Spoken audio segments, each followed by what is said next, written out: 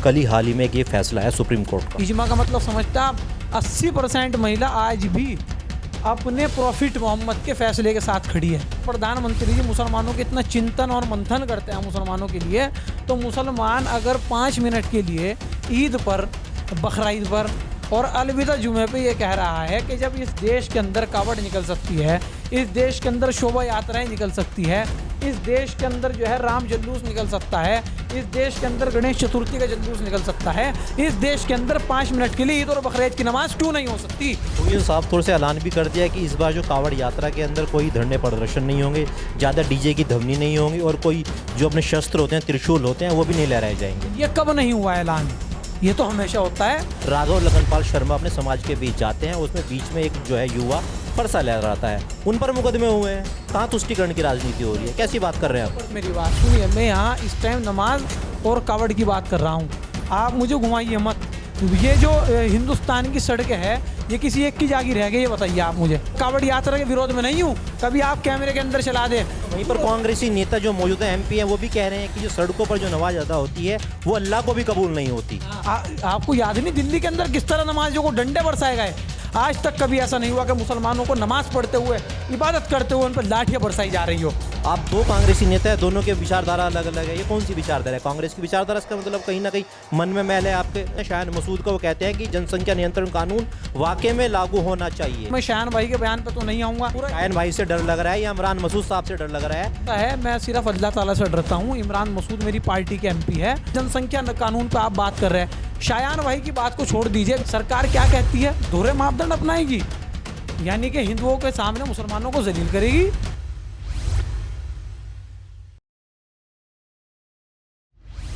तलाकशुदा मुस्लिम महिलाओं के लिए सुप्रीम कोर्ट का एक अहम फैसला आया है।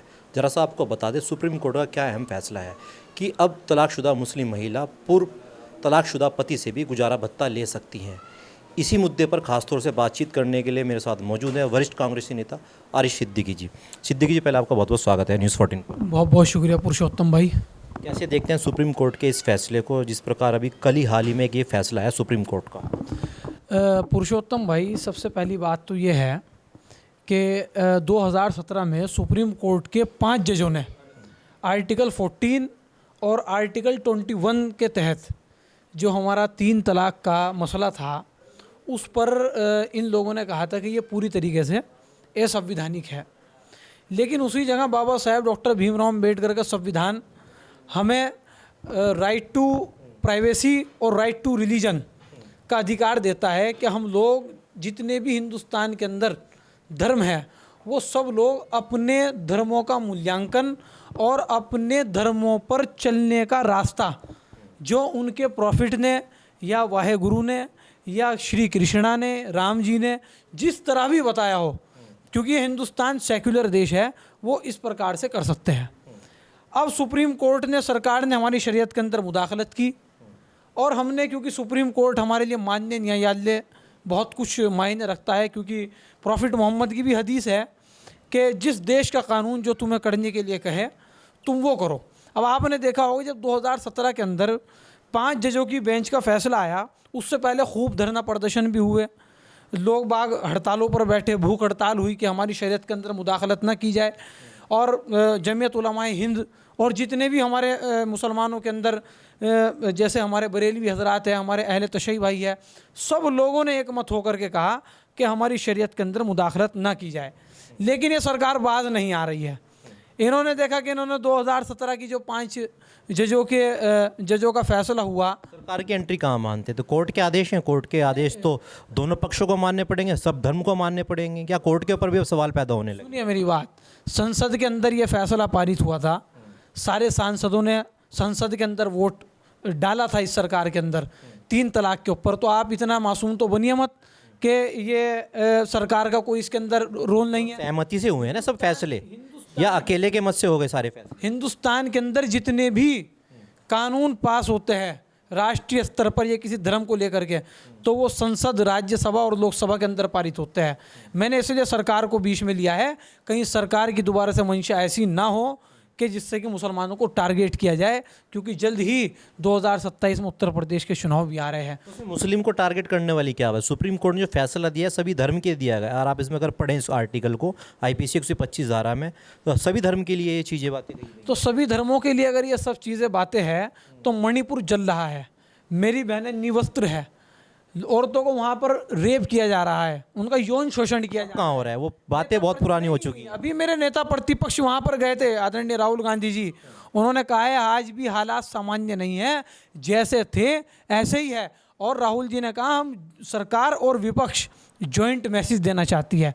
लेकिन प्रधानमंत्री जी अगर मुसलमान बहनों की इतनी रक्षा की बात करते हैं, अच्छी बात है, आप रक्षा की बात कर रहे हो, उनकी सहायता आप लोग करना चाहते हैं, तो आप मणिपुर क्यों नहीं जाते? आप नेता विपक्ष तो 3 बार होकर के आ गया, और आप जो प्रधानमंत्री है जिसके ऊपर सारी लॉ एंड ऑर्डर की जिम्मेदारी है, आप एक भी बार नहीं होकर के आए।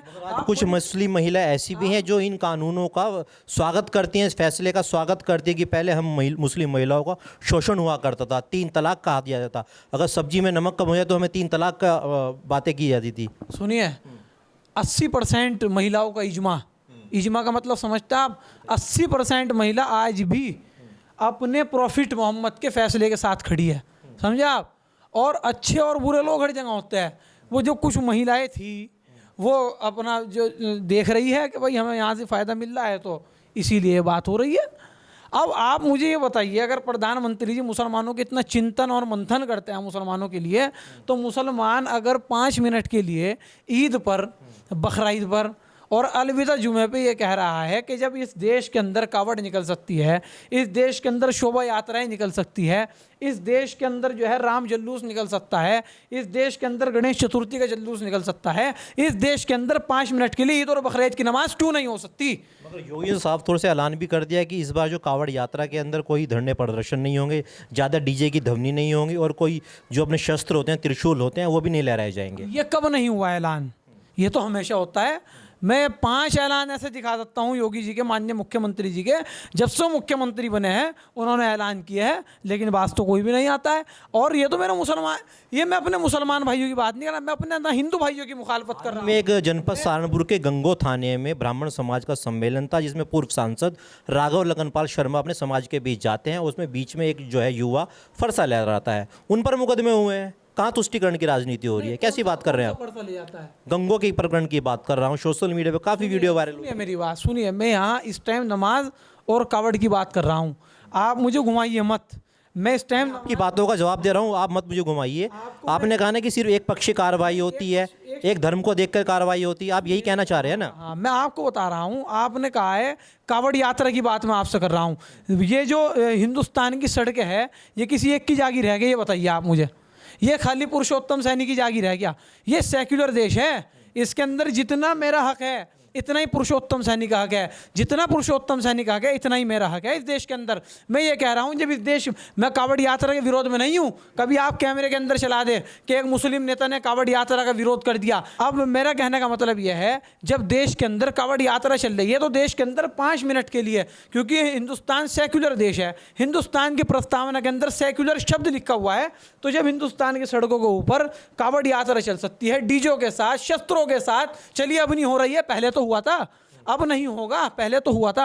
अरे मुसलमान के पास ना कोई शस्त्र है, ना कोई डीजे है, मुसलमान 5 मिनट की ईद की नमाज पढ़ता है, वो भी जब पढ़ता है जब ईदगाह पूरी हो जाती है। वहीं पर कांग्रेसी नेता जो मौजूदा MP हैं वो भी कह रहे हैं कि जो सड़कों पर जो नमाज अदा होती है वो अल्लाह को भी कबूल नहीं होती। हाँ, सुनिए उन्होंने क्यों कहा है, वीडियो आपने भी देखी है। मैं बता रहा हूँ, मैं मांग कर रहा हूँ सरकार से कि सरकार इजाज़त दे, मांग करने का अधिकार मेरा है।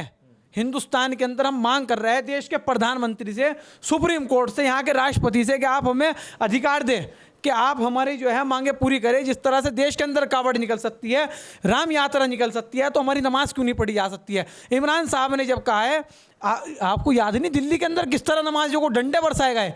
100 साल में क्या 1400 साल इस दिन से हिंदुस्तान बसा हुआ है, आज तक कभी ऐसा नहीं हुआ कि मुसलमानों को नमाज पढ़ते हुए, इबादत करते हुए उन पर लाठियां बरसाई जा रही हो। सरकार वहाँ पर किसकी है आप जानते भी होंगे? सरकार वहाँ पर अरविंद केजरीवाल की है, लेकिन होम मिनिस्ट्री अमित शाह के पास है। वहाँ पर आप मुझे मत सिखाइए, हमें सारी जानकारी है कि वहाँ पर होम मिनिस्ट्री किसके पास है, पुलिस बल किसके पास है। वहाँ पर ये 3 तलाक अब यहाँ पर जो है 3 तलाक के मुद्दे या कावड़ यात्रा, नमाज़ों पर सड़कों पर नमाज़ पढ़ने वाले मुद्दे, ये तो हम मांग करके रह गए क्योंकि इस टाइम हम मजबूत विपक्ष हो चुके हैं। आप गोल घेरा बना करके आप भी और सरकार भी 27 की तैयारी को कहीं ना कहीं हिंदू मुस्लिम के इर्द गिर्द घुमाना चाहती है। आप रोज़गार की बात क्यों नहीं करते? आप महिलाओं की बात कर रहे हैं, जब आप 3 तलाक की बात मेरे से कर रहे हो। ये महिलाओं के हितों की बात नहीं, मुस्लिम महिलाओं मुस्लिम बहनों के लिए ये मुद्दे से अलग बात है। क्या आप कांग्रेस को मुस्लिम सामाजिक पार्टी मानते हैं या खाली आप आरिफ सिद्दीकी को खाली मुसलमान मानते हैं? आप ही के पार्टी के एक नेता इन चीज़ों का विरोध नहीं करते हो, कह रहे ठीक है जो सड़कों पर नमाज़ हो रही है वो अल्लाह को भी कहीं ना कहीं बुरी लगती है। आप 2 कांग्रेसी नेता है, दोनों के विचारधारा अलग अलग है। ये कौन सी विचारधारा है? कांग्रेस की विचारधारा, इसका मतलब कहीं ना कहीं मन में मैल है आपके इमरान मसूद के प्रति। मैंने तो MP साहब की बात तो कोई विरोध ही नहीं किया, उनकी बात सही है। अगर मुसलमान जबरन नमाज पढ़ता है, केंद्र सरकार UCC बिल को लाने के लिए संसद में बिल पारित करती है तो विपक्षी नेता उस चीज़ को आवाज़ उठाते हैं। आज ही का एक बयान है शायान मसूद का, वो कहते हैं कि जनसंख्या नियंत्रण कानून वाकई में लागू होना चाहिए। अब बताइए, आपके कांग्रेसी नेता ही कुछ पलटवार कर रहे हैं। अब मैं सरकार से ये पूछना चाहता हूँ, मैं शायान भाई के बयान पे तो नहीं आऊँगा, लेकिन मैं आपने शायान भाई का वीडियो नहीं देखा? नहीं, अभी नहीं मैंने देखा। आप मुझे मैं वीडियो दिखा दूँ आपको? नहीं, आप मुझे बता रहे हैं, मुझे आपको पूरा शायान भाई से डर लग रहा है या इमरान मसूद साहब से डर लग रहा है? आप डरिए मत, कैमरे पर सब चीज़ चलेगी। ऐसा है, मैं सिर्फ अल्लाह ताला से डरता हूँ। इमरान मसूद मेरी पार्टी के MP है, वो ठीक है, वो बड़े आदमी है, मैं छोटा आदमी हूँ और मैं उनकी बात का कोई गलत वो नहीं दे रहा। आप मुझे उलझा रहे। पहले इमरान भाई की बात का जवाब, आप मुझे शायान भाई की बातों का जवाब दीजिए अगर आपने वो वीडियो देखी। मैं शायान भाई की बात का जवाब, पहले इमरान भाई की बात का जवाब लो। इमरान भाई ने जो बात कही थी कि अल्लाह भी नमाज कबूल नहीं करता, वो उन्होंने उस बात पर कही थी कि अगर मुसलमान ज़बरन नमाज पढ़ता है।